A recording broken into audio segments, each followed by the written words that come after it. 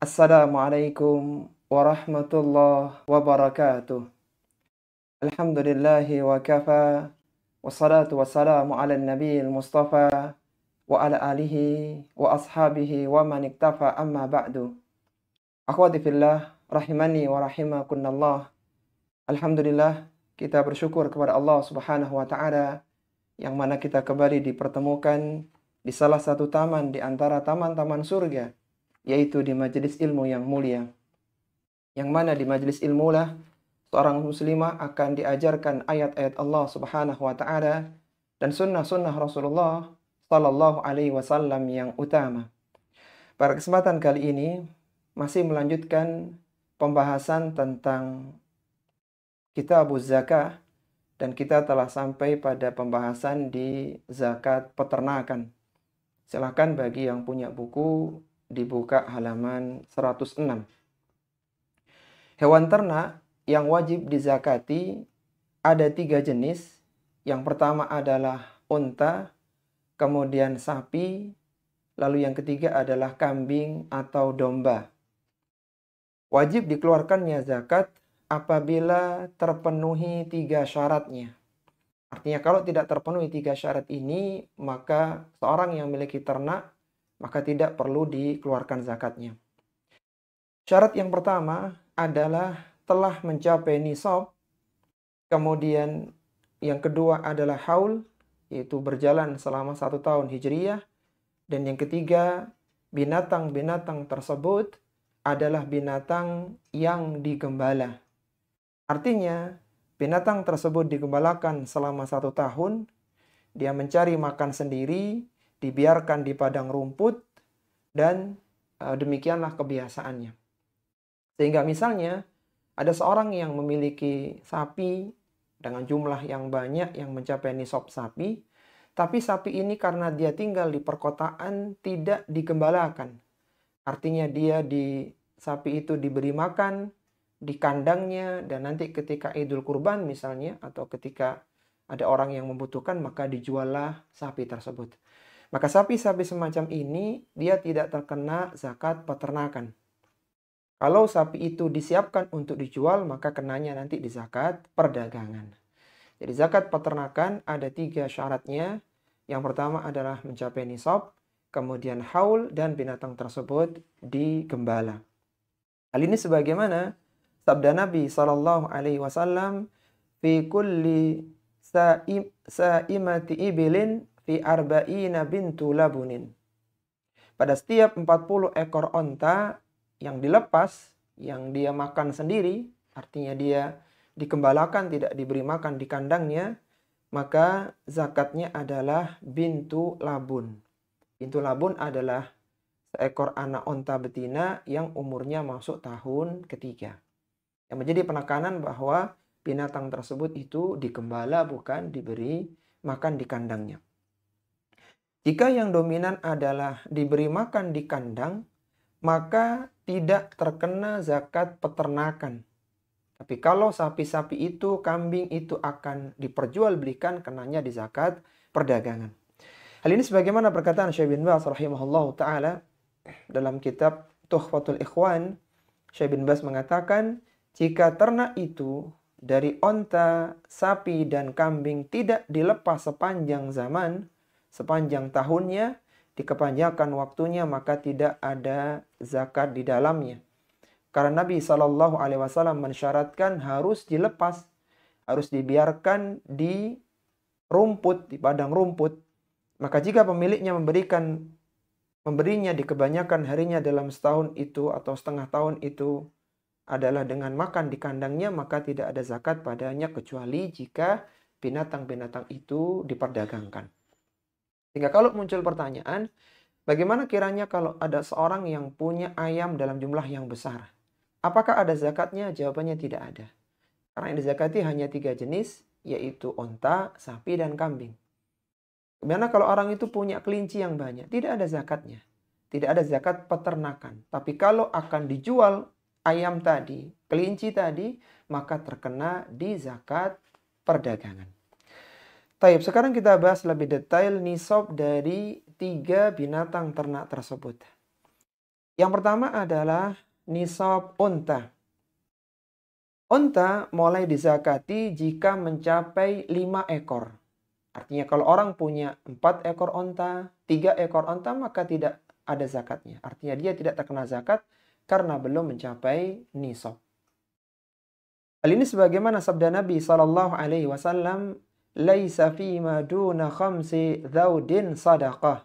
Tidak wajib zakat onta yang kurang dari 5 ekor.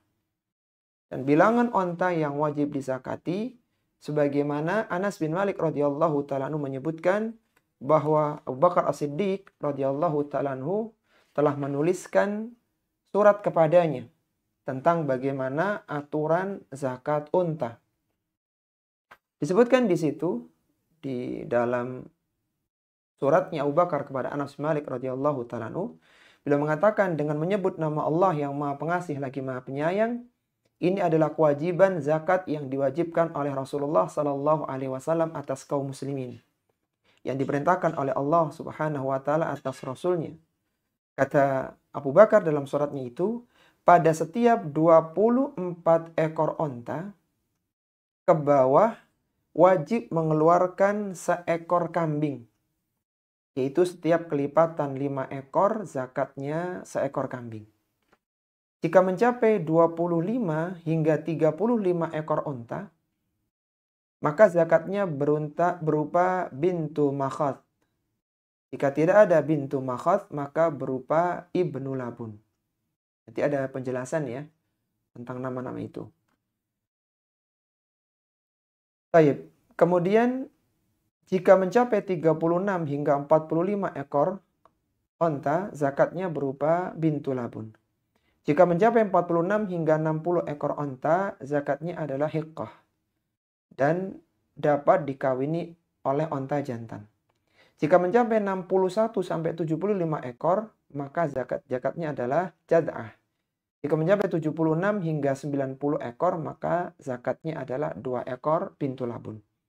Jika telah mencapai 120 ekor unta, maka setiap 40 ekor zakatnya bintu labun dan setiap 50 ekor zakatnya hiqqah. Dan bagi yang hanya punya 4 ekor tidak wajib zakat kecuali pemiliknya ingin mengeluarkannya. Baik. Sebelum kita jelaskan lebih rinci ya, ada istilah-istilah yang perlu kita pahami. Yang pertama ada istilah bintu makhad. Bintu makhad adalah onta betina yang usianya itu 1 tahun. Kemudian dan rata-rata yang dizakati adalah mengeluarkan onta betina begitu. Bukan onta jantan, rata-rata. Yang kedua ada istilah bintu labun, yaitu onta betina yang berusia 2 tahun. Yang ketiga adalah hiqqah, yaitu onta betina yang berumur 3 tahun. Dan yang keempat ada jad'ah, onta betina yang berusia 4 tahun. Jadi ketika mengeluarkan zakat onta itu dilihat usianya nanti berapa yang dikeluarkan. Taib, dari hadis Abu Bakar As-Siddiq radhiyallahu ta'ala anhu itu, kita mengeluarkan rumusan yang lebih mudah ya. Jadi kalau ada seorang itu punya di bawah 5 ekor unta tidak ada zakatnya. Tapi kalau dia punya 5 sampai 9, maka zakatnya 1 ekor kambing. Kalau dia punya 10 sampai 14, maka 2 ekor kambing. Kalau dia punya 15 sampai 19, 3 ekor kambing. Kalau dia punya 20 sampai 24, zakatnya 4 ekor kambing. Kalau dia punya 25 ekor onta sampai 35 ekor, dia berzakat 1 ekor bintu labun. Yaitu onta betina yang usianya 2 tahun. Dikeluarkan 1. Kalau dia punya onta sebanyak 36 sampai 45, maka 1. Ya, kalau 25 sampai 35 tadi bintu makhad ya, yang setahun ya, afwan. Kalau dia punya 36 sampai 45 adalah 1 ekor bintu labun. Dia mengeluarkan onta betina yang usianya 2 tahun. Kalau dia punya 46 sampai 60 ekor, dia keluarkan 1 ekor hiqqah. Onta betina yang usianya 3 tahun. Kalau dia punya 61 sampai 75, dia keluarkan 1 ekor jad'ah. Onta betina yang usianya 4 tahun. Kalau dia punya 76 sampai 90 ekor, maka dia keluarkan 2 ekor bintu labun. Itu 2 ekor onta betina yang usianya 2 tahun. Kalau dia punya 91 sampai 120, maka 2 ekor hiqqah. 2 ekor onta betina yang usianya 3 tahun. Kalau dia punya 121 ekor sampai 129 ekor, maka yang dikeluarkan adalah 3 ekor bintu labun. Yaitu onta betina yang usianya 2 tahun. 130 sampai 139, 1 hiqqah dan 2 bintu labun. 140 sampai 149, 2 hiqqah dan 1 bintu labun.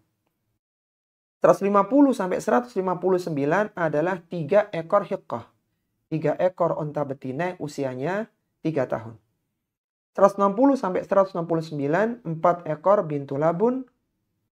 170 sampai 179, 3 ekor bintu labun plus 1 ekor hiqqah. 180 sampai 189, 2 ekor bintu labun dan 2 ekor hiqqah. Kemudian 190 sampai 199, 3 ekor hiqqah dan 1 ekor bintu labun. 200 ekor onta sampai 209, 4 ekor hiqqah atau 5 ekor bintu labun. Dan yang terakhir 209 ke atas, maka setiap 40 ekornya tambahannya itu 1 bintu labun. Dan kalau sampai mencapai 50 ekor, range-nya itu maka 1 ekor hiqqah. Beginilah rincian di zakat peternakan untuk onta. Setiap bilangan tertentu maka ada jumlah dan usia tertentu yang dikeluarkan dari onta. Barang siapa yang jumlah ontanya telah wajib mengeluarkan zakat jad'ah dan dia tidak punya, tapi ia memiliki hiqqah, maka boleh mengeluarkan ditambah 2 ekor kambing atau 20 dirham. Yaitu harga 2 kambing. 1 kambing itu sekitar 10 dirham. Boleh ketika tidak bisa jad'ah, maka diganti dengan hiqqah ditambah dengan 2 ekor kambing. Barang siapa yang wajib mengeluarkan hiqqah, padahal dia tidak punya hiqqah, onta betina usia 3 tahun, maka ia memiliki jad'ah, maka dia mengeluarkan jad'ah dan ditambah 20 dirham atau 2 ekor kambing. Ini berlaku khusus untuk zakat onta. Bagaimana disebutkan dalam suratnya Abu Bakar As-Siddiq radhiyallahu ta'ala anhu, barang siapa yang jumlah ontanya telah wajib mengeluarkan jad'ah, padahal dia tidak punya jad'ah, onta yang usianya 4 tahun, onta betina usia 4 tahun, maka dia keluarkan hiqqah tambah 2 ekor kambing. Jika ia tidak keberatan, ditambah 20 dirham lagi.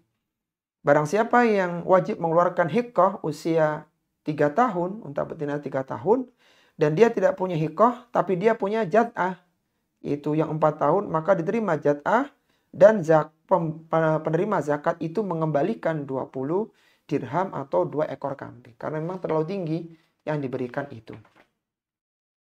Baik. Dikecualikan dalam kaidah di atas, seorang yang diwajibkan untuk mengeluarkan bintu makhaz dan dia punyanya ibnu labun, ya, onta jantan yang usianya 2 tahun, maka ibnu labun itu sudah cukup. Ya, kalau dia harusnya keluarin bintu makhaz yang setahun, dia punyanya ibnu labun yang 2 tahun dan itu jantan, maka sudah cukup tanpa harus menambah. Bagaimana disebutkan dalam hadis, jika ia tidak punya bintu makhaz di hadapannya sementara dia punya ibnu labun, maka ibnu labun diterima tanpa ada tambahan. Ini adalah nisab untuk onta. Demikian detail diatur di dalam fikih Islam. Kemudian sekarang kita pindah ke nisabnya sapi, ya. Mungkin tidak banyak dari kita yang punya onta. Kita pindah ke sapi. Sapi mulai dikenai zakat kalau mencapai 30 ekor. Artinya kalau ada seorang peternak yang hanya punya 20 atau bahkan 29 ekor sapi tidak kena zakat. Sebagaimana diriwayatkan dari Mu'adz bin Jabal radhiyallahu taala anhu, anna Nabiya sallallahu alaihi wasallam ba'athahu ilal Yaman. Nabi sallallahu alaihi wasallam mengutus Mu'adz bin Jabal ke Yaman. Fa'amarahu an ya'khudha min kulli 30 baqaratan tabi'an au tabi'ah. Setiap 30 ekor sapi, zakatnya itu tabi atau tabi'ah. Tabi itu sapi usia setahun, tabi'ah sapi betina usia setahun. Kalau tabi jantan, tabi'ah betina. Intinya semuanya berusia setahun. Wa min kulli arba'ina musinnah. Dan setiap 40 ekor, maka zakatnya itu seekor musinnah. Musinnah adalah sapi betina usia 2 tahun. Baik, kalau dirincikan lagi, di bawah 30 tidak terkena zakat. 30 sampai 39 tabi atau tabi'ah. Sapi jantan setahun atau sapi betina setahun. 40 sampai 59 satu ekor musinnah. Satu ekor sapi betina usia 2 tahun. 60 sampai 69 2 ekor tabi. 70 sampai 79 satu ekor tabi plus satu ekor musinnah. 80 sampai 89 2 ekor musinnah. 90 sampai 99 3 ekor tabi. 100 sampai 109 2 ekor tabi plus 1 ekor musinnah. Dan 109 ekor lebih, ya, lebih dari 109, setiap 30 ekor satu tabi, kalau mencapai 40 maka dikeluarkan 1 ekor musinnah. Itu untuk zakat sapi. Baik, kemudian untuk nisab kambing, para ulama telah bersepakat bahwa kambing itu termasuk domba dan biri-biri karena mereka satu spesies ya. Kambing, domba, biri-biri itu menjadi satu. Artinya mereka itu menjadi aset zakat, dan kalau jumlahnya kalau beberapa jenis, artinya kambingnya misalnya sekian ekor, dombanya sekian ekor, biri-biri sekian ekor, maka digabungkan jadi satu karena satu spesies. Kambing mulai terkena zakat kalau mencapai 40 ekor.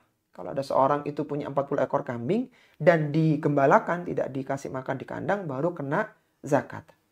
Bagaimana disebutkan dalam hadis Anas bin Malik tentang suratnya Abu Bakar kepadanya, zakat kambing yang dilepas dan mencari makan sendiri, jika mencapai 40 ekor hingga 120 ekor kambing, zakatnya 1 ekor kambing. Jika lebih dari 120 hingga 200, 2 ekor kambing. Jika lebih dari 200 sampai 300, 3 ekor kambing. Jika lebih dari 300, maka setiap 100-nya 1 ekor kambing. Jika jumlahnya kambing yang dilepas itu kurang dari 40, maka tidak ada zakat untuknya. Kecuali jika pemiliknya ingin mengeluarkan. Jadi kalau kita urutkan, maka 40 sampai 120 itu 1 ekor kambing. Di bawah 40 nggak ada zakatnya. Tidak ada kewajiban zakat.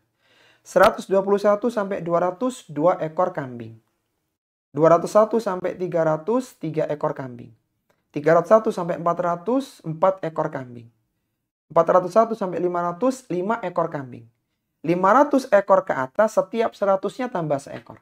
600 berarti 6, 707, dan demikian seterusnya. Zakat kambing umurnya adalah 1 tahun, sudah boleh dikeluarkan zakatnya. Artinya 1 ekor kambing usia setahun. Dan untuk domba atau biri-biri tidak diterima zakatnya meskipun usianya 6 bulan. Artinya usianya harus kambing 1 tahun. Sedangkan kambing biasa adalah usia 2 tahun dan diterima zakatnya. Kalau untuk kambing itu 1 tahun, domba biri-biri itu boleh setengah tahun, boleh 6 bulan. Boleh 6 bulan. Kalau kambing biasa, kambing Jawa itu 2 tahun dan diterima zakatnya meskipun 1 tahun. Jadi kalau domba boleh 6 bulan, kalau kambing biasa kalau kambing umumnya adalah 1 tahun, kalau kambing Jawa itu 2 tahun, idealnya setahun juga tidak mengapa. Baik. Sebelum kita buka diskusi ya, ada beberapa poin catatan terkait tiga zakat peternakan ini. Silakan ditulis karena tidak ada di buku Antunna. Atau kita murajaah dulu ya. Kita murojaah dulu bersama-sama mungkin ya. Ya, sebutkan apa saja syarat ya. Syarat untuk zakat peternakan ya. Apa syaratnya? Ada 3 syaratnya tadi. Mencapai nisab, Mencapai nisab. Yang kedua, haul, yang ketiga, merupakan binatang dikembalakan. Taib, Masya Allah.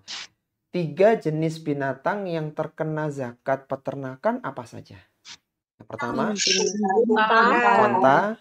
Yang kedua, sapi. Yang ketiga, kambing. Kalau onta minimalnya berapa kena zakat? Nisab onta 5 ekor. Untuk sapi? Sapi 30 ekor sapi. Kambing 40. Sapi berapa sapi? 40 ekor. Sapi 30 atau 40? 30. Sapi 30 ya. Kalau untuk kambing? 40. Taib, Masya Allah. Jazakumullah khairan. Baik, silakan dicatat akhwati fillah. Ini ada poin catatan. Mungkin siapa tahu di antara antuna jadi peternak besar ya, sehingga tahu kewajiban zakatnya.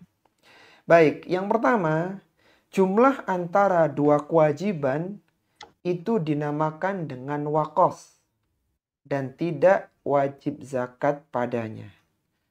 Jadi maksudnya gini, jadi kan tadi ada range-nya ya. Misalnya untuk kambing itu 40 sampai 120. Nah, jarak ini namanya wakos. Jadi kalau 41, 42, 43, 45 itu nggak ada tambahan. Sampai 120, 21 baru nambah gitu. Makanya range lah. Itu sederhananya begitu. Jadi silakan diikuti ada di tabel itu. Itu ya memang itulah. Jadi tidak ada tambahan ketika ada tambahan kecuali melewati range yang berikutnya. Taib. Yang kedua, hewan yang masih menyusu tidak diambil zakatnya dan tidak diperhitungkan dalam nisab. Sebagaimana disebutkan dalam hadis Suwaid bin Ghaflah radhiyallahu ta'ala anhu, fi ahdi Rasulillah sallallahu alaihi wasallam an la ta'khudha min radi'i labanin. Pada masa Nabi sallallahu alaihi wasallam tidak diambil zakat hewan yang masih menyusu. Misalnya di dalam sapi kita tahu tadi nisabnya 30, misalnya begitu. 30 itu misalnya ada orang punya sapi 29. Yang satu itu masih nyusu. Jadi satu itu masih nyusu kepada induknya. Berarti itu tidak dianggap sebagai sapi tersendiri, tapi masuk induknya. Intinya sapinya masih 29. Belum 30 sehingga tidak kena zakat. Begitu. Yang nyusu ikut pada induknya. Sederhananya begitu. Kemudian yang ketiga, tidak diambil zakat kecuali yang betina. Tidak diambil zakat kecuali betina. Jantan tidak diterima kecuali pada zakat sapi. Dan 1 ekor onta jantan usia 2 tahun. Tadi di sapi ada namanya tabi. Itu baru boleh yang jantan. Dan di onta ada ibnu labun. Onta jantan usia 2 tahun. Selebihnya semuanya itu pakai yang betina. Begitu. Taib. Jadi, iya. Taib. Sekarang kita masuk di poin yang ketiga. Amil zakat tidak boleh mengambil harta-harta yang terbaik, yang bunting, pejantan, yang menyusui anaknya, yang gemuk, yang diambil itu adalah yang pertengahan. Jadi ketika ada petugas zakat, maka tidak boleh nyari yang pejantan. Karena dia akan berproduksi ya, akan melahirkan ternak-ternak yang lainnya. Tidak boleh, maka rata-rata yang diambil adalah yang betina. Kemudian tidak boleh diambil yang paling gemuk. Ya, sama-sama 2 tahun, tapi cari yang gemuk. Nah, tidak boleh, cari yang pertengahan. Atau tidak boleh mengambil yang menyusui anaknya. Jadi betina ada, tapi dia sedang punya anak. Tidak boleh diambil. Nanti anaknya mau minum ke siapa? Sebagaimana disebutkan oleh Nabi dalam hadits Mu'adz bin Jabal, wa iyyaka wa qara'ima amwalihim. Dan hati-hatilah dalam mengambil harta mereka yang terbaik. Jadi mengingatkan zakat itu ada aturannya. Jadi ketika sekian maka sekian, tidak boleh lebih dari itu. Bahkan kadar sekian pun nggak boleh yang paling baik, yang pertengahan. Makanya ketika ada konsep zakat, tidak ada dalil yang kuat, maka tidak diperbolehkan. Baik. Kemudian yang berikutnya, apabila bercampur atau berserikat dua harta atau lebih dari orang yang wajib zakat dan tidak bisa dibedakan antara harta salah seorang di antara mereka dengan yang lainnya, maka tidak dapat dibedakan dalam 6 hal ya. Jadi dalam tempat gembalaan, kandangnya, tempat minum, tempat memerah susu, pejantan dan penggembalaan, maka mereka berdua mengeluarkan satu zakat saja. Tidak wajib atas mereka satu zakat saja jika telah wajib atas mereka mengeluarkan zakat. Misalnya begini, Antuna sama rekan Antuna itu patungan untuk beli kambing misalnya. Beli kambing, jadi semuanya bermodal 50-50 atau bahkan sebagiannya lebih banyak dari yang lain. Intinya beli kambing jumlahnya mencapai nisab. Katakanlah dia 50 ekor lah, 50 ekor kambing sehingga masuk nisab. Ya jadi pertanyaan, apakah zakatnya itu masing-masing ataukah sendiri-sendiri? Kalau memang tidak bisa dibedakan, jadi bercampur, kambing itu 50 itu campur, tidak bisa dibedakan artinya kandangnya yang sama, tempat makannya sama, ya, pejantannya sama, intinya campur baur, maka yang dikeluarkan hanya satu. Dua orang ini zakatnya satu, sehingga keluarlah kalau dia kambing maka keluar 1 ekor kambing. Ya, 1 ekor kambing. Baik, itu kan tidak bisa dibedakan. Kemudian serikat ya, terkadang ini meringankan kedua belah pihak yang bersekutu. Misalnya, masing-masing pihak punya 2 ekor kambing, 40 ekor kambing. Jika harta mereka dipisahkan, digabungkan 80 ekor jadinya, maka keduanya hanya mengeluarkan satu. Tadi kan 40 sampai 120 itu cuma satu. Kalau digabung ini kadang meringankan. Ya, jadinya 40-40 ketemunya 80 hanya seekor kambing. Tapi kalau mereka dipisahkan 40-40 maka mereka mengeluarkan masing-masing seekor kambing. Terkadang serikat itu memberatkan. Misalnya kedua belah pihak punya 40 ekor kambing, maka wajib mengeluarkan 1 ekor kambing. Bedanya hanya jika hal tersebut dipisah, maka tidak wajib zakat atas masing-masing pihak. Intinya, kalau memang bersatu, ya disatukan, artinya tidak bisa dipisah. Ya, kalau bisa dipisah, maka dipisahkan. Terkadang penyatuan dan pemisahan itu meringankan pemiliknya. Baik, kemudian Rasulullah SAW, ya, masih di poin ini ya. Rasulullah SAW melarang orang yang berserikat untuk menyiasati zakat, untuk menghindari zakat. Ya, ini nggak boleh. Dia harus amanah. Kalau memang dia bergabung, ya bergabung. Kalau memang bisa dipisahkan, ya dipisahkan. Sehingga Abu Bakar pernah menuliskan surat ya kepada Anas bin Malik, wala yujma'u baina mutafarriqin wala yufarraqu baina mujtami'in khasyatas sadaqah. Janganlah memisahkan, janganlah yang terpisah itu digabung supaya zakatnya keluar sedikit, dan janganlah yang menyatu dipisahkan agar tidak kena banyak, khasyatas sadaqah, karena takut kena zakat. Jadi jujur, kalau memang itu dipisah bisa, ini asalnya dipisah. Tapi kalau tidak bisa maka digabungkan, dihitung satu zakat saja. Taib, yang terakhir, apabila hewan ternak tidak digembalakan, artinya dia diberi makan di kandangnya, tidak dikeluarkan, tapi dipersiapkan untuk zakat, untuk perdagangan, dijual, maka dia akan terkena zakat perdagangan ketika mencapai nisab dan haul, dan dihitung berdasarkan zakat perdagangan. Hitungannya beda nanti. Tidak lagi menggunakan hitungan tempat ternakan. Harus pintu makhot, pintu labun. Udah nggak pakai seperti itu. Pakai hitungan zakat perdagangan. Karena tidak terpenuhi salah satu dari 3 syarat itu. Baik. Sebelum kita buka sesi diskusi ya, ada satu poin kuis mungkin. Ya, mungkin kalau yang resen bisa diturunkan dulu. Ada satu pertanyaan saja tentang zakat peternakan ini. Silahkan nanti yang bisa jawab itu angkat tangan ya. Raise hand nanti dipilih oleh moderator terlebih dahulu. Taib. Pertanyaannya adalah,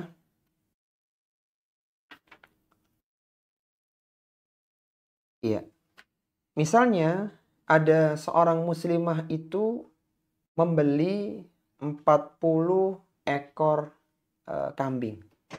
Dia beli 40 ekor kambing, kemudian setelah setahun, haul, jumlahnya menjadi 20 kali menjadi 100 kali lipatnya, menjadi 80 ekor kambing.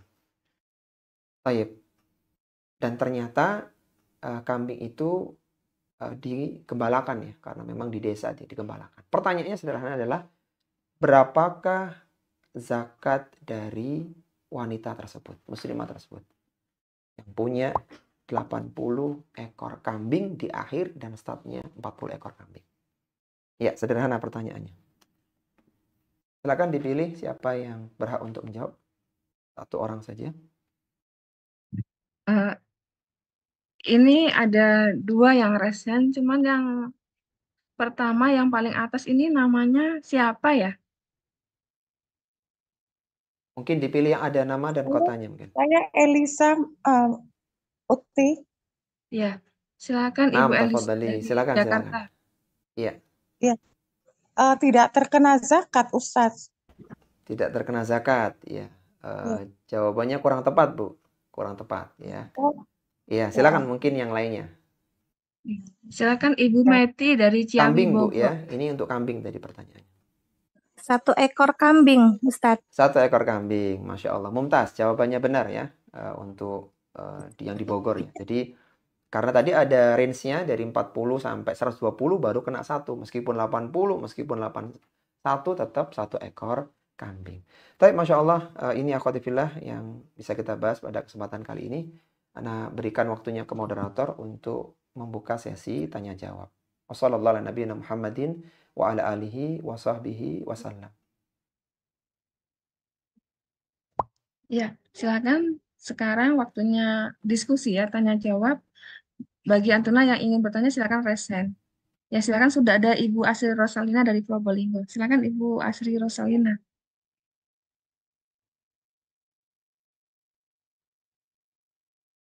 Assalamualaikum warahmatullahi wabarakatuh, Ustaz.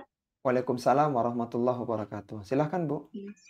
Nah, Ustaz, Afwan, misalnya kita investasi, Ustaz, apakah juga sama hitungan zakatnya seperti itu? Misalnya kita investasi kambing.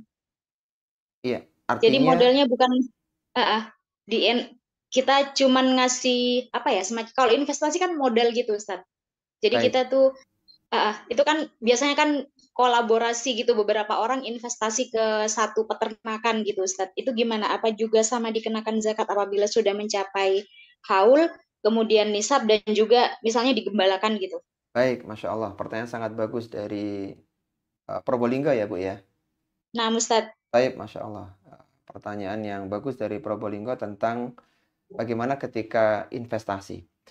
Ketika investasi itu maksudnya adalah Antuna sebagai owner, pemilik, dan orang lain itu hanya pure pekerja, maka tetap terkena zakat peternakan ya, setelah terpenuhi 3 syarat tentunya, yaitu mencapai nisab, haul jalan setahun hijriyah, dan digembalakan. Tapi kalau investasi maksudnya begini, misalnya ada peternak ya, peternak ini dia sudah punya kambing ya, atau sapi dalam jumlah yang besar dan dia butuh modal. Kemudian dia nanti ya dijual dan seterusnya ya misalnya. Intinya dia itu punya ternak banyak, dia hanya butuh modal. Sedangkan nanti keuntungan itu misalnya dari modal sekian juta akan dapat sekian persen ya ketika untung, maka kembalinya uang maka Antuna tidak terkena zakat peternakan. Tapi tinggal keuntungan itu digabung menjadi zakat simpanan kalau memang simpanan. Kalau memang pedagang maka dagang. Intinya kalau memang tidak ternak murni tidak kena. Tapi kalau investasi dalam arti memang peternak, orang lain itu hanya dibayar untuk ngasih makan ya. Intinya seperti itu maka kena zakat peternakan. Berarti sesuai dengan jumlah kambingnya itu ya, Ustadz? Ya, misalnya dia investasikan 40 kambing. Ya berarti kita kena zakatnya yang sesuai yang kita investasikan itu. Iya, 40 kan baru nisab, Bu. Jadi 40 Nah, belum kena zakat. Jadi 40 nanti dilihat nah, setahun. Ketika sudah nah, setahun, Ustaz. misalnya tinggal 30, tidak kena. Misalnya sampai 130, berarti kena 2 ekor kambing. Nah, seperti itu. Di tahun, di tanggal haulnya. Tanggal haulnya. Mhm. Begitu. Nah, nah Baik. Ustaz, jazakallahu khairan Wa Ustaz, barakallahu jazakumullah fiik. khairan. Wa fikunna barakallah. Baik, silakan yang lainnya. Silakan bagi umat sekalian yang ingin bertanya. Ya, silakan Ibu Meti dari Ciawi, Bogor. Bismillah. Assalamualaikum warahmatullahi wabarakatuh, Ustadz. Waalaikumsalam warahmatullahi wabarakatuh. Silahkan, Bu. Gini Ustadz, misalkan kita ternak nggak niat buat jual nih kayak tadi gitu kan nggak kena zakat ya kalau nggak niat, kalau dikandangin gitu kan, misalkan Iya. punya 40 ekor dikandangin nggak niat dijual, tapi misalkan ada tiba-tiba orang mau beli, nah itu apa kena zakat itu kalau misalkan ada yang beli 1 atau 2 ekor aja gitu Ustadz? Iya, Belum jadi paham ini zakat perdagangan, belum paham Ustadz Afwan. baik. Jadi punya yang mencapai nisab 40 tapi nggak dijual, Bu. Maksudnya ya diternakan nggak digembala. Ini yang digembalakan ya Ustadz yang kena zakat. Ini Yang dikandangin aja gitu. digembalakan. Baik. Iya, jadi misalnya 40 itu ditaruh di kandang dan juga nggak Iya. dijual begitu. Iya. Nggak dijual. Misal itu ya, untuk Ya, kalau memang keperluan. seperti itu, ya kalau memang misal saja ya ada 40 ekor nggak Iya. dijual, ya suka aja dia sama kambing nggak kena zakat, Bu. Jadi tidak kena Kalau zakat ada yang beli, peternakan karena tidak dikembalakan dan tidak kena zakat perdagangan karena memang tidak diperjualbelikan begitu. Cuman anak kayaknya nggak wah, yakin kalau 40 iya. itu nggak dijual gitu, buat Soalnya apa gitu. Iya. misalkan Atau beranak mungkin ini gitu ya kan udah lama diperah ya. gitu. Iya, diperah Iya. susunya sehingga nanti yang dijual itu susunya misalnya begitu. Berarti kenanya di pedagang susu nanti ya. Ya, intinya ala Iya. kulli hal ketika tidak terpenuhi syarat-syarat itu tidak kena zakat peternakan. Ya, sangat spesifik sekali. Spesifik Kalau yang tidak kena. Iya. kalau ada yang beli misalkan Ustadz, ada yang Iya, beli kan tadi intinya kalau kena zakat perdagangan tidak ya. iya kalau memang tidak diperjualbelikan secara memang profesinya penjual maka tidak kena, Bu. Tidak kena Oh zakat gitu ya. perdagangan begitu. Ya kan bisa jadi Oh, orang itu memang tadi dia sengaja kambing untuk diambil susunya misalnya dan itu yang dijual adalah susunya. Sehingga nanti dia berarti dagang susu, kena di zakat perdagangan susu, bukan di peternakannya. Peternakannya enggak. Kalaupun begitu misalnya dia memang sengaja produsen susu ya. Dia punya 1000 ekor sapi misalnya, nggak kena karena sapinya semuanya di kandang. Sudah gitu sapinya juga nggak dijual ya, kecuali memang sudah tidak layak produksi, maka itu pun kalau ada orang beli, kalau nggak dikasihkan ke anak-anak yatim misalnya, tidak kena, tidak kena. Tapi jual susunya kena di zakat perdagangan. Karena kalau sudah itu besar itu kayaknya nanti kena di 80 gram emas nantinya. oh gitu ya. Oh, Iya. jadi kembali ke situ ya, zakat perdagangan tuh yang 80 gram emas itu ya, Iya, Ustadz, insya Allah hitungan. detailnya di pertemuan berikutnya, Bu, tentang zakat Ah, perdagangan. Iya. baik Ustadz, syukran Baik. jazakallahu khairan. Wa Khairan. jazakumullah khairan. Ya, silakan yang lainnya. Silakan yang lainnya. Jika ada yang ingin bertanya, izin screenshot ya. Screenshot untuk laporan pengabdian. Ya, silakan umat sekalian yang ingin bertanya atau ada hal yang ingin didiskusikan. Ya, ada Ibu Muhammad dari Situbondo, silakan. Assalamualaikum warahmatullahi wabarakatuh. Waalaikumsalam warahmatullahi wabarakatuh. Silakan, Bu. Kalau sekarang kan petugas zakatnya itu yang dari negara, di negara kita nggak ada, Ustadz. Iya. Terus kalau misalnya lembaga-lembaga swasta, apakah itu memenuhi syarat atau tidak? Mohon penjelasannya. Baik, Masya Allah. Pertanyaan sangat bagus ya dari Situbondo ya. Apakah amil-amil zakat yang ada itu sah menjadi amil begitu ya? Taib, akhwati fillah rahimani wa rahimakumullah. Kalau kita melihat ya, sistem yang ada di negara ini, memang sudah ada ya Basnas ya, Badan Amil Zakat Nasional. Tetapi sifatnya kan tidak mengikat ya. Artinya beda dengan yang ada di negara Islam murni, artinya mereka pakai aturan Islam, sehingga petugas zakat itu ya dari negara. Bahkan mereka berhak untuk mengambil, ya, tidak hanya menunggu orang menyetorkan zakatnya. Jadi mereka punya hak. Jadi ada perbedaan, sehingga tentang amil zakat yang ada di masjid-masjid, ya, di beberapa lembaga itu masih sebagian memperselisihkan apakah itu menjadi amil yang resmi ataukah itu perwakilan dari pemerintah. Tapi ala kulli hal, ya, ketika mereka ini sifatnya adalah menyalurkan, ya, mereka ini menerima dan menyalurkan ke yang lainnya, maka sependek yang kita pahami maka itu diperbolehkan, ya. Jadi boleh, ya, meskipun mereka tidak punya kewenangan untuk memaksa, karena memang mereka tidak ditugaskan untuk itu secara khusus. Beda dengan amil zakat yang dari negara. Jadi mereka bisa, misalnya ada orang itu punya ternak banyak, diambil oleh negara melalui petugas zakat. Karena demikianlah yang dilakukan oleh Nabi Shallallahu Alaihi Wasallam. Jadi silahkan diambil zakat yang ada, karena sifatnya adalah menyalurkan zakat antuna semuanya. Ya, wallahu taala a'lam. Ya, begitu ya. Silakan berikutnya. Jika ada yang ingin didiskusikan, dipersilakan.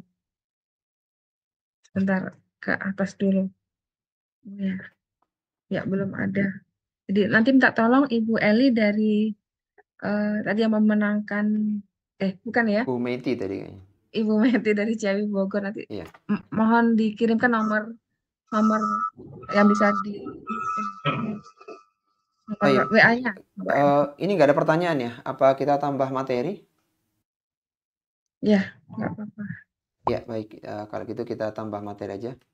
Oh, Baik, ada. sekarang kita masuk di zakat perdagangan, ya. Akhwatifillah, rahimani wa rahimakumullah. Ini sepertinya banyak berkenaan dengan antunna, terutama para pedagang, ya.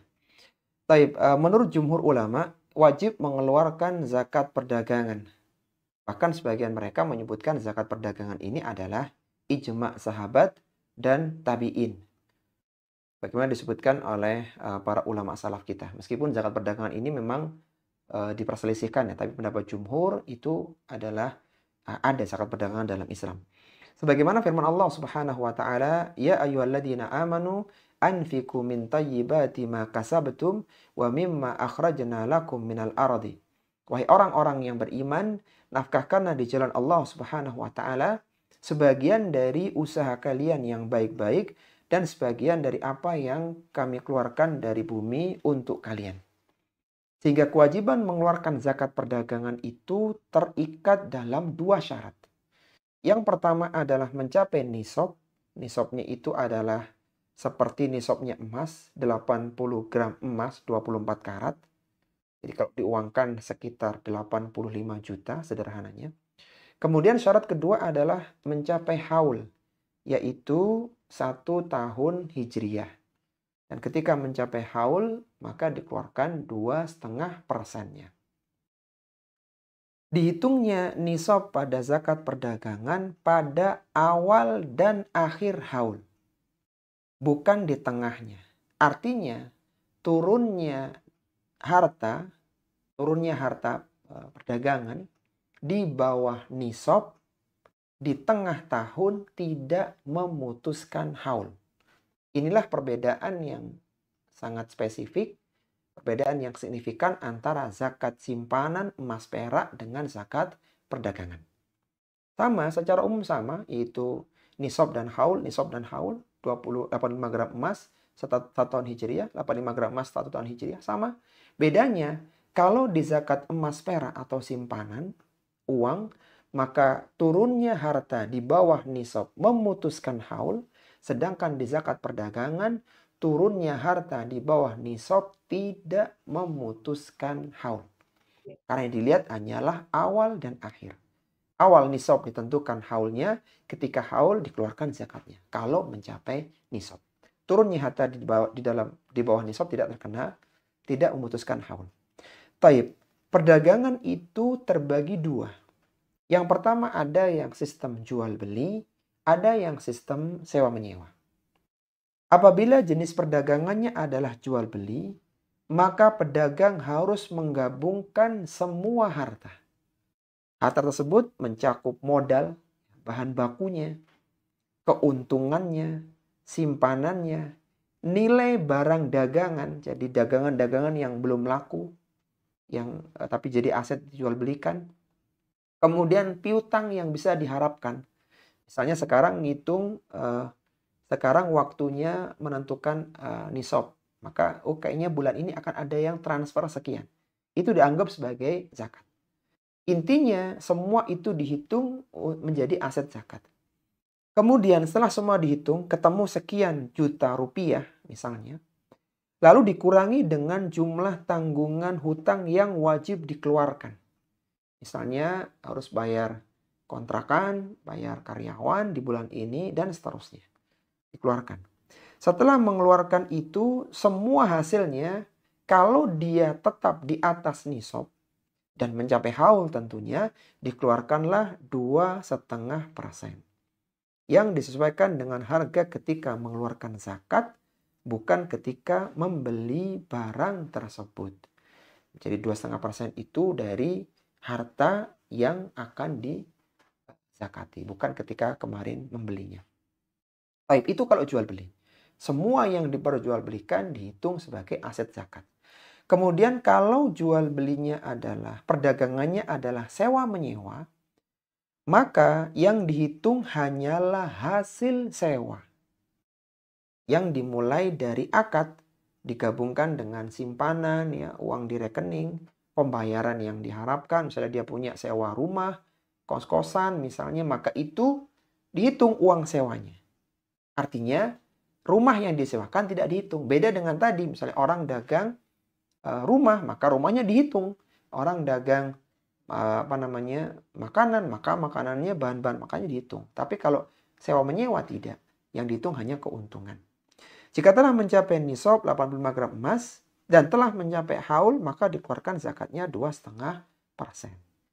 Perbedaan yang paling signifikan antara zakat jual beli, zakat perdagangan jual beli dengan sewa menyewa adalah kalau dalam jual beli semua yang diperjualbelikan itu dianggap aset zakat, kalau sewa menyewa yang dihitung hanya hasil sewa. Sesuatu yang mendatangkan uang sewa tidak dianggap barang yang perlu dizakati. Kata Syekh Abdurrahman Al-Jibrin rahimahullah ta'ala, setiap barang yang diproyeksikan untuk digunakan atau disewakan, tidak ada zakat pada harta harganya. Adapun zakat adalah pada hasil penyewaannya. Jadi yang kena adalah hasil sewa, kalau sewa menyewa. Baik, silakan dicatat akhwati fillah. Ini ada 4 poin catatan terkait zakat perdagangan. Ya. Yang pertama, barang-barang yang diperhitungkan dalam zakat perdagangan bukan termasuk barang yang wajib dikeluarkan zakat pada asalnya. Artinya, itu bukanlah hewan ternak yang digembalakan, bukan emas perak yang telah mencapai nisab dan yang sejenisnya. Karena tidak berkumpul dua zakat secara ijma. Jadi misalnya nih, ada seorang wanita itu, dia punya dia punya onta, punya binatang, kena zakat perdagangan, zakat peternakan. Kemudian dia juga dagang begitu, dia punya dagang. Maka yang kena salah satu, yaitu peternakan atau perdagangan. Kecuali dia punya dua profesi ya. Jadi misalnya dia juga punya usaha ternak binatang yang kena zakat, kemudian dia juga punya usaha lain. Nah ini beda lagi. Tapi misalnya tadi dia itu punya binatang itu digembalakan dan jumlahnya sudah kena nisab peternakan, maka dia tidak kena lagi di zakat perdagangan. Meskipun beberapa binatangnya dijual, tidak kena, dia udah kena hitungan peternakan. Seperti itu. Baik. Kemudian poin yang kedua, peralatan yang digunakan dalam perdagangan tidak masuk perhitungan zakat karena bukan diperdagangkan. Misalnya dia punya kantor, punya laptop, punya handphone, punya gedung untuk jualan, maka tidak dihitung. Karena itu yang diputar untuk pemutar. Yang dihitung untuk zakat adalah yang dijual.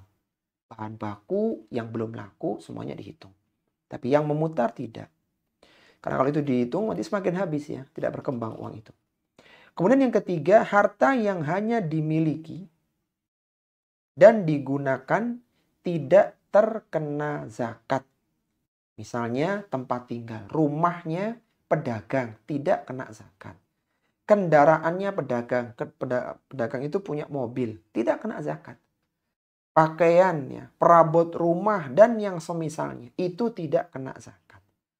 Ya, tidak kena zakat. Ya, meskipun bukan pedagang, hal seperti ini tidak kena zakat. Sebagaimana sabda Nabi SAW, "Laisa 'alal muslimi fi 'abdihi wala farasihi sadaqah." Tidak wajib atas muslim zakat pada hamba sahaya dan kudanya, kendaraannya dan hamba sahayanya. Maka tidak kena zakat. Jadi orang misalnya punya rumah harganya 4M, misalnya begitu. Tapi dia bukan pedagang ya. Dia bukan pedagang, maka tidak kena zakat perdagangan. Atau misalnya dia punya rumah 4M, tabungannya pun nggak sampai nisab ya. Tidak kena.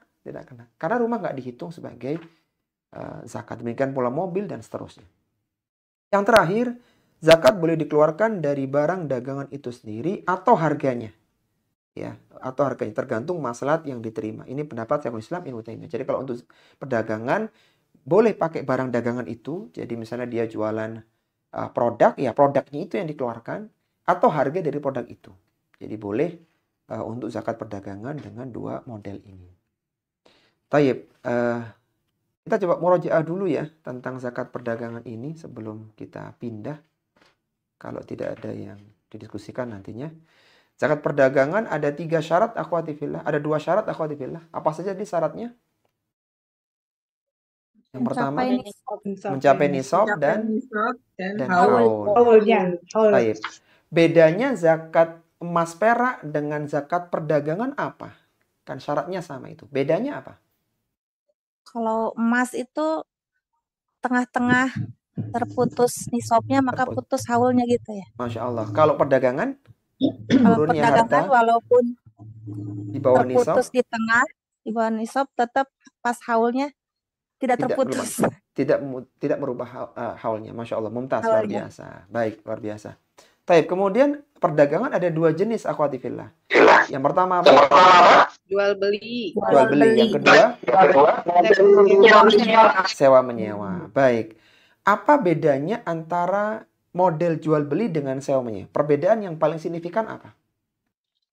Kalau jual beli semua kena zakat. Dihitung kena zakatnya. Yang diperjualbelikan kena zakat. Dijual beli kena zakat. Ya, kalau sewa menyewa? Cuma hasil dari sewa. Hanya hasilnya. Jadi yang disewakan tidak dihitung sebagai aset zakat. Baik, Masya Allah, luar biasa.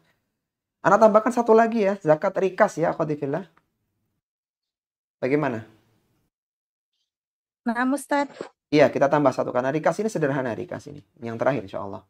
Tapi tentang rikas ya, ini rikas adalah harta yang terpendam pada masa jahiliyah lalu ditemukan oleh seorang tanpa kerja keras, tanpa biaya sedikit pun. Ya. Perhatikan, kategori rikas itu adalah satu harta yang terpendam. Misalnya Antuna menemukan handphone di pinggir jalan, itu bukan rikas. Itu namanya luqotoh. Nanti ada aturannya dalam fikih kitabul buyu, dalam kitab jual beli.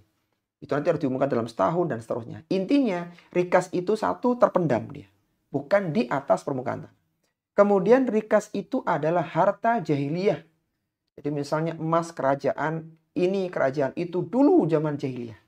Adapun misalnya yang tersimpan adalah peti, isinya itu rekening. Ini orang-orang modern, maka ini bukan rikas. Bukan rikas ya. Taib. Kemudian rikas ini tidak ada nisab dan tidak perlu haul. Nggak ada nisab rikas, nggak ada haul. Begitu dapat, maka dikeluarkan 20%-nya. 20%. Sebagaimana perkataan Imam An-Nawawi, secara ijma ulama tidak ada syarat harus menunggu haul di dalam harta rikas. Jadi nggak perlu nunggu setahun. Begitu nemukan emas kerajaan ini ya besar sekali atau mungkin kecil, dikeluarkan 20%-nya. Sebagaimana sabda Nabi SAW, wa fir rikasil humus. Pada rikas itu zakatnya humus 1/5 atau 20%-nya. Banyak para ulama yang berpendapat bahwa pembagian harta rikas seperti pembagian fai' ya, yaitu harta rampasan yang tanpa kontak senjata, yaitu diberikan kepada kemaslahatan umum, tidak hanya ke 8 golongan ya, umum. Ini pendapat dari beberapa ulama yang juga dipilih oleh Syekh Muhammad, Syekh Shalih Al-Basam dan ulama-ulama yang lainnya. Jadi untuk rikas ini tidak harus 8 golongan ya. Insya Allah pada pertemuan yang akan datang kita bahas apa saja 8 golongan itu. Tapi kemudian ada 2 poin catatan terakhir. Barang tambang dan yang semisalnya juga dikenakan zakat. Jika telah mencapai nisab 85 gram emas dan haul ya. Zakatnya zakatnya adalah 2,5% dari harga barangnya. Ya, ini pendapat jumhur ulama. Jadi tambang itu kenanya di zakat emas perak, bukan di rikas. Baik, kemudian yang kedua, apabila seorang menemukan harta terpendam dan dia yakin bahwa harta itu adalah simpanan pada masa Islam, bukan masa jahiliyah. Ini yang punya pasti orang Islam. Maka itu adalah luqotoh yang harus diumumkan dalam waktu setahun dan tidak dianggap rikas. Jadi itu tidak masuk kategori rikas. Tapi ini akhwati fillah rahimani wa rahimakumullah yang bisa kita bahas. Mungkin terkait yang terakhir ini kalau ada yang mau ditanyakan sebelum kita tutup dipersilahkan. Ya, tadi ada Ummu Muhammad dari Situbondo yang ingin bertanya. Silakan jika masih ingin bertanya. Ummu Muhammad dari Situbondo ya tadi. Jika tidak jadi, maka selanjutnya ada Ibu Uung dari Jember. Silakan Ibu Uung. Jazakallah khair. Assalamualaikum Ustadz. Waalaikumsalam warahmatullahi wabarakatuh. Silakan Bu. Begini Ustadz, Ana mau tanya untuk perihal penerima zakat. Nah itu lebih baik, lebih afdolnya itu diserahkan di bagian pihak luar ataukah sekeliling kita yang paling terdekat? Hanya itu yang ingin saya tanyakan. Jazakallah khair Ustaz. Jazakallahu khairan. Masya Allah. Pertanyaan sangat bagus ya dari Jember ya Bu ya. Taib. Yang paling utama adalah diberikan ke yang dekat Bu, di sekitar. Bagaimana disebutkan dalam hadis Mu'ad bin Jabal, tu'khadhu min aghniyaihim faturaddu ala fuqaraihim. Zakat itu diambil dari orang kaya di antara mereka dan dikembalikan ke orang fakir di antara mereka. Jadi yang tepat atau yang utama ketika seorang itu tinggal di situ, zakatnya untuk warga situ yang terpenuhi 8 asnaf. Taib, silakan mungkin yang lainnya. Ya, silakan Ummu Ammar ya. Silakan Ummu Ammar. Terakhir kayaknya dari Ummu Ammar ya. Ya, Ustadz. Jazakillahu khairan Ustazah. Ustadz, ini ada yang ditanyakan mengenai zakat perdagangan. Ya. Assalamualaikum warahmatullahi wabarakatuh. Ustadz mohon pencerahannya. Bila saya berdagang online, tapi perdagangan ini niatnya semua uang yang dikelola itu buat infak, Ustadz. Apakah ini nanti ada zakatnya? Sementara ini karena misalnya modal yang ditaruh kemudian diputar dan hasilnya disimpan untuk diinfakkan, jadi tidak pernah dihitung detil berapa barang-barang yang ada dan yang tersisa. Apakah itu diperbolehkan, Ustaz? Jazakumullahu khairan. Jazakumullahu khairan. Iya. Jadi yang diinfakkan itu keuntungannya ya Ummu Ammar ya? Keuntungannya saja kan? Iya. Baik. Taib ya. Berarti kalau seperti itu, untuk keuntungannya tidak dizakati. Karena semua sudah habis untuk infak. Tapi yang diperjualbelikan tetap dihitung. Jadi misalnya dia dagangnya itu jumlahnya besar. Dia punya beberapa counter misalnya. Nah, maka barang-barang itu dihitung. Ketika mencapai nisab dan haul maka dikeluarkan zakatnya dulu. Kan soalnya yang dikeluarkan kan hanya keuntungannya tadi. Sedangkan di zakat perdagangan semuanya kena. Semuanya kena hitungan begitu. Baik. Ada lagi yang lainnya Ummu Ammar? Iya. Selanjutnya Ustadz, bila kondisinya seperti ini. Ini perdagangan barang bila di waktu tertentu, misalnya Ustadz, karena misalnya dalam kurun waktu 1 tahun, barang-barangnya masih banyak yang tersisa, dan itu tidak dijual, diinfakkan saja. Jadi bukan berarti mau menghindari bayar zakat dari barang-barang yang ada, tetapi memang sudah kebiasaan daripada disimpan, mendingan barang-barang yang ada itu dikeluarkan, dikasih-kasihkan. Apakah ini dibayarkan zakatnya juga, Ustadz? Jazakumullahu khairan. Wajazakumullah khairan. Kalau dikeluarkan maka tidak terkena zakat ya. Tapi setelah dikeluarkan itu dicek apakah itu masih mencapai nisab atau tidak. Jadi misalnya karena akhir tahun cuci gudang yang lama-lama diinfakkan. Setelah diinfakkan selesai begitu ya. Cuman sisanya ini itu masih nisab atau enggak. Kalau nisab berarti tahun depan tentukan haul lagi. Misalnya tahun depan itu cuci gudang lagi, yang dikeluarkan sudah. Tapi ketika sisanya masih nisab, keluarkan zakatnya. Dan beda alokasi, kalau infak itu umum, bahkan yang terbaik untuk yang terdekat, untuk saudaranya, untuk mungkin adik kandungnya, itu infak bagus. Tapi kalau zakat mal tidak boleh untuk orang yang di bawah tanggungannya. Jadi harus keluar dia ke tetangganya yang masuk dalam 8 golongan dan seterusnya. Jadi beda alokasi. Beda alokasi.